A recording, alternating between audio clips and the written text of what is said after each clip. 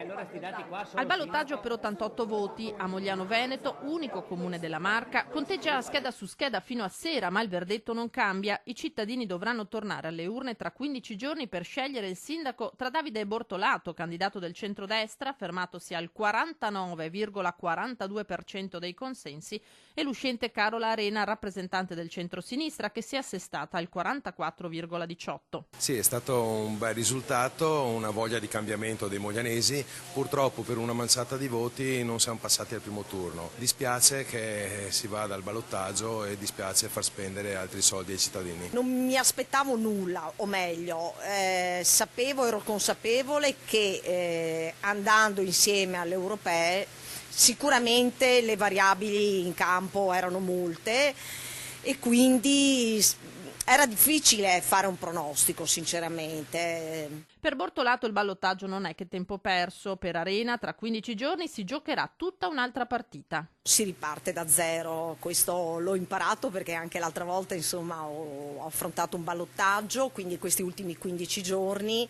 vanno assolutamente spesi per riprendere il nostro lavoro, che di fatto non è mai cessato, e per parlare con i cittadini di Mogliano delle proposte che abbiamo per Mogliano. L'ago della bilancia è ora il Movimento 5 Stelle. La candidata Roberta Longhin ha raccolto circa 1 migliaio di voti, il 6,39%.